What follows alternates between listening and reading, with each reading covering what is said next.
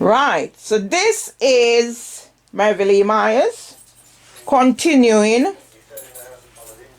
documenting my journey up to where I'm now at. After recording what I've just said in the previous recording about phoning the number, not getting any response, so I decided, it's just my former employers winding me up. I went to the paper shop as per usual because I can access the Daily Express online, but my husband needs to get it in paper form. My husband introduced me to the Daily Express when we meet, and I've been reading it ever since. I even made contributions to their mental health crusade. There's more to come about them, but let me get on with it. So, went out, got the paper, came back, took off my jeans. I was wearing short shorts, not leggings. Had on a vest. God must have caused me to put on that vest. Belongs to my brother who died in prison as a result of nobody listened to his concern. So he done a criminal act, sat in the church, waited for police to come. Yeah? Now I know what my poor brother must have gone through. Right. So, make myself comfortable because it's two of us in this place. My husband, who is coming up 98 on the 8th of March, and myself. So, we have different needs. So, I'm always working to facilitate my husband's needs. So, I'm not getting all the privileges, and he has to do with what's left. I was sat on this chair right here. This is my workstation. When the buzzer went. So all I need to do is turn the chair, look through the window, and when I look through the window, I see the police vehicle out there. I got up from the chair, I walk here. I would have put the door on the latch, and as you can see, I have the key in my hand because of reasons I will tell you about. And I will say, I put this on it for ease of doing what I'm doing. So I would come here, open the door, put the door on the latch, invited the police in, turned back the door, and entered my flat. So it's on the latch, as you can see, because I'm expecting them to come in. I came back, I sat in this chair. Whilst I'm sat in this chair, I heard one of the officers asking, "Where is she?" And I called out, "Push the door and come in." So I'm still sat here, and yeah. What I mean? No, me just do some recording for do what me I do. Not happen, man. Me just do some recording to tie up what happened, Tam. You're not listening to what is out there. 37-year-old police officer died from COVID. Huh? You don't understand what is happening, Tom. Please trust me. And don't let what my horoscope said. Don't expect me to fail. It's been 7 years now. Today is the day I said my final goodbye to my mother in Jamaica in 2014. So I've lost my train of thought. Okay. Came back, sat here, heard one of the officers saying, "Where is she? Push the door and come in." I'm sat there. 3 officers came in. 2 female and a male, I can remember that. The one in the front, didn't know her name at the time, came And that was where she sat. I'm almost certain she sat. And then the other two would be somewhere here. So I'm sat here. She would be there. Because I would say, make yourself at home or something to that effect. So I was the one who said, oh, you've come to interview me. Her response, and she's the only one I can remember having any conversation with until I was handcuffed and I spoken to the male. So yes, I'm sat here and she came in and I said, oh, so you're here to interview me. So the weight had lifted off my head, off my shoulders now, because it's the 30th, not the 1st. But I'm thinking, silly me. Oh, the officers are working with me. They've come to interview me, so that will take the pressure off. By the time I asked the question, so you're here to interview me? She said, no, we're not here to interview you. You have to come to the station. But even then, I wasn't thinking about any of what was done. It's the 30th. See if you see what's in my head. I still have a day to play with. So by the time she said, no, I'm not here to interview you, I turned around because this is the file. As you can see, I keep files. Make my life easy. So this is the file. So I was going to show the officer the letter to do with the meeting at Suddock Police Station. So by the time I says to her, let me show you some documents about the meeting I arranged at Suddock Police Station. She says to me, we're not here about that. We're not here about that. That's not what we hear about. So I turned back around. Since they're not here for that. She might have said, they're here to arrest me. But I'm not certain. I'm not going to say she didn't say it. But because today is the 30th, I wasn't panicking or anything. I was still calm, most likely. I guess when the calmness went is when I picked up my phone. Because now I intend to call my stepson to let him know new developments. I picked up my phone, so I would be here with the phone. This would be on, that would be on, that would be on. I don't know, maybe I'll have to take it to the shop now because from when it's blocked out.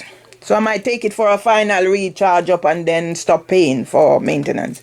I took my phone up, ready to key in the number to call my stepson to let him know new development or send him a message or whatever.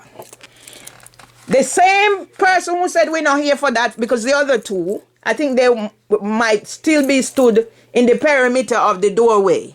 Yeah? That's what my memory. She was the dominant one. She said, I'm not allowed to use my phone. I must put it down. So me being me, I put the phone down. I'm sure that would be where I put the phone, somewhere here. Since I'm not allowed to use my phone,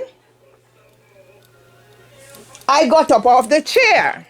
So this is me. So there would be things lining the floor. I tidied up this morning, people.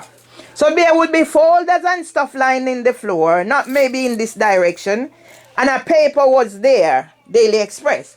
I got up, I walked about this space, and this is where I was tackled. So I was tackled by that person who was there, who I now know to be Holly Sweeney. I was tackled by the other female who came in right here. It all happened right here. And the male. Yeah? They're trying to take him out of the picture, but that's not what happened. I should have, I'm going to go back and lock the door now that I've done this. I have to be cautious. Yeah? Security. And as you can see, I still got my key, although I'd come in. Right. So as I was saying, I was tackled. These spaces from here to here, and this is where I was tackled. From there, the person who stood there, or was sat there, the two who came from here, and this is where I was tackled. So when they tackled me now, because I don't know if I'd said, I'm going to speak to my husband or whatever. But I guess by this time I would have been in a panic. Tackled here, and this is where it all happened. In this perimeter. So I was handcuffed, taken out the room. I'm sure before all of that happened, some conversation going on about getting dressed and whatever. And I must have objected. For in my head, today is the 30th, not the 1st. So I was tackled right there, handcuffed,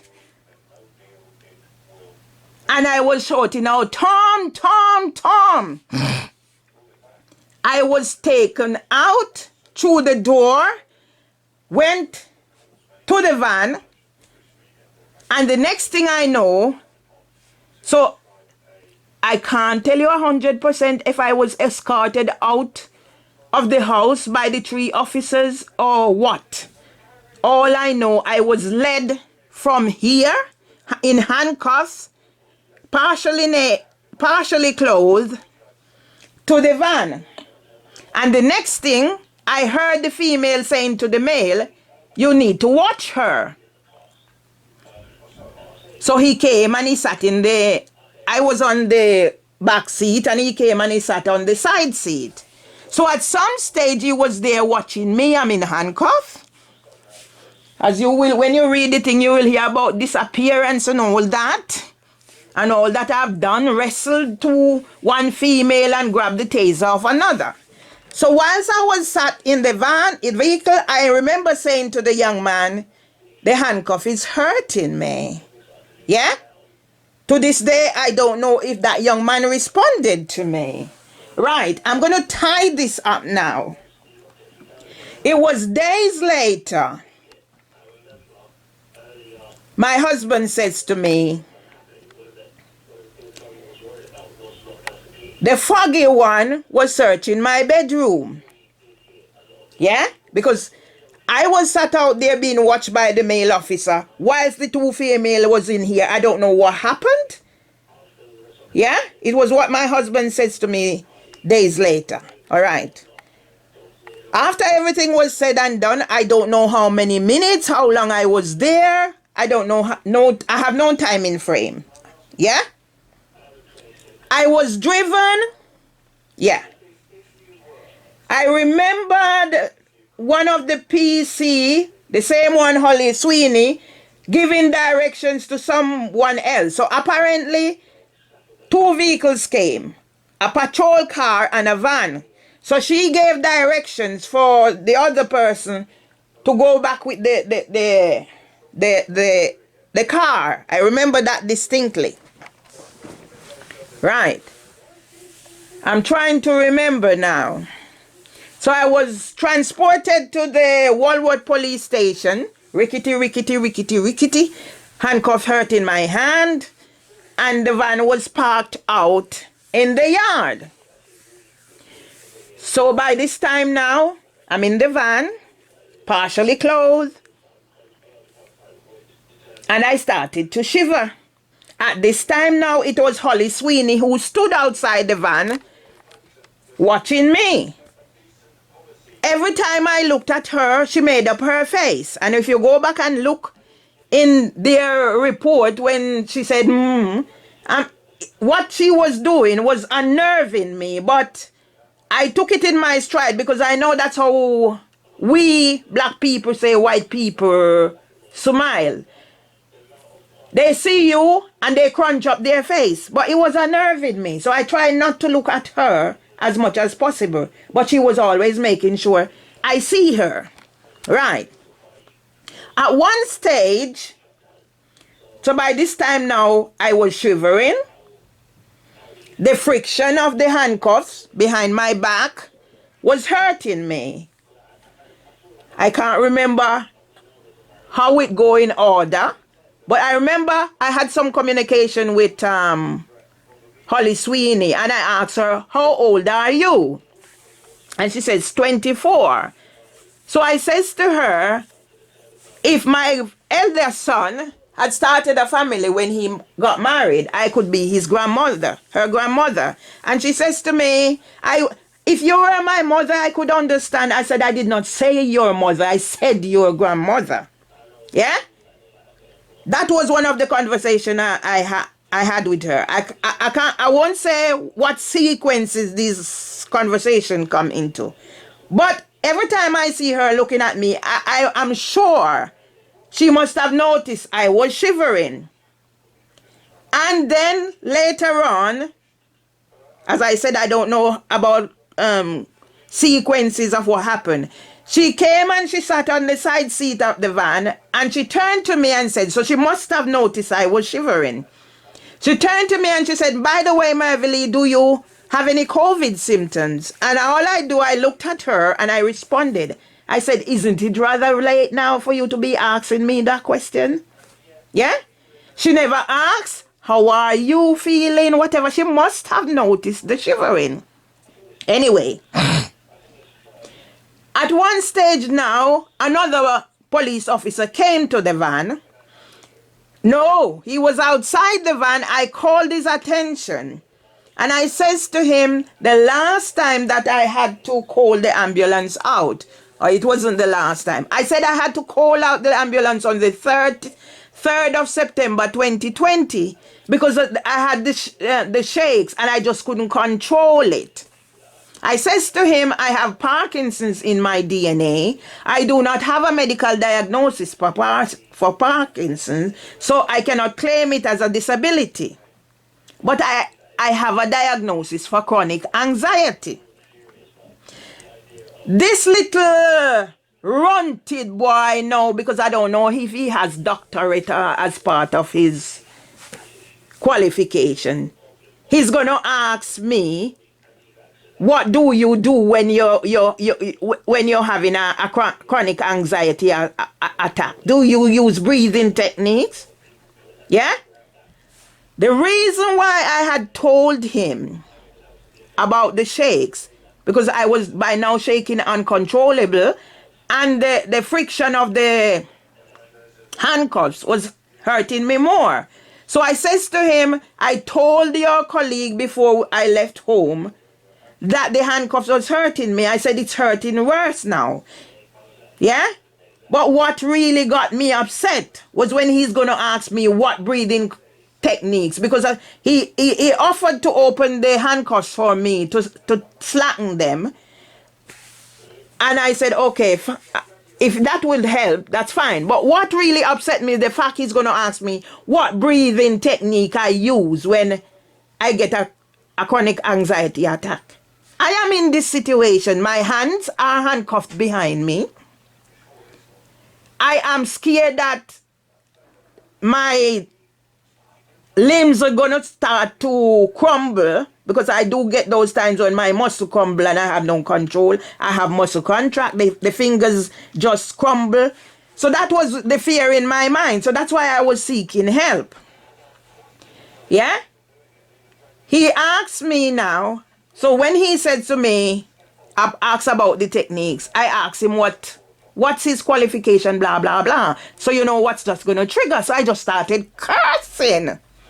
So by the time I started cursing, I don't know where the officers came from, but they were all around the vehicle. And I'm thinking, okay, now here is an animal. Here is an animal in the zoo. That was what's going in my head. So crowd attention, it's the circus. That's what's in my head. He asked me, he attempted to open the handcuffs. Then he said I must bend over. And I did actually bend over because, instinct. But it was afterward I'm thinking now, why are you asking me to bend over? I'm partially naked. If it was only the officers who came to my house, I wouldn't mind so much. But by now, I don't know where these officers came from. They don't have anything to do. In the end, he didn't open the handcuff. So in my head now I'm thinking, not a thing more, one of the officers realizing that I was partially closed, asked him to tell me to bend over. That's what's in my head. Yeah? All right. As I said, I don't know how things happen in sequence. I was there. I called to Holly Sweeney and I said, I need the toilet. She says to me she has to go and find out because there's a long queue in there. She went and she come back and she said they won't allow us in there. So now I'm holding my legs together and I'm thinking, oh my God, don't let me lose my dignity. Right. I am in the van. I'm getting the shakes, so the handcuff is hurting me. And all the things now, because by now panic attack must be setting in. The trauma, the triggers for my trauma has been exacerbated. Right. Long after, as I said, I don't know time frame by this. All I'm there trying to keep your dignity. The handcuffs is hurting. Whatever is happening, eventually they come to get me. Now, I know Nikki Wright, and the young man who had told me to bend over. So by the time the two female officer was leading me down, he was standing a little way. The first thing he asked me was, have you calmed down now? Telling me to calm down is another trigger, so I gave him some choice Jamaican words. Going into, yes, I told him why I was upset, and he was really generous in his apologies. He really was generous in his apologies, yeah? I will give that to that young man. Don't know if he's Harry Stock or if he's Ben Godfrey. I don't know who is who now. I know the two female. So leading me into the station now, I was in the station, sat on a side, handcuffs hurting me. I reminded the officer, I said, I need the toilet. Yeah? So now I'm being treated less than an animal. Their response set off another spate of cursing. So I curse. And I told the one named Nikki right now is going to tell me, why don't I calm down, something to that effect? They are trying to help me and whatever. And I give her some choice bad words and I tell her if I need to piss right here, I will piss right here. Yeah? Right. I went before the sergeant. That's when the handcuff was released now by the same one, and I'll have to tell another story about the excuse why I was asked to bend over. He didn't ask me to bend over, he just released it. There was no problem in him releasing it, so I'm wondering why he couldn't release it when I was in the van. So it was the sergeant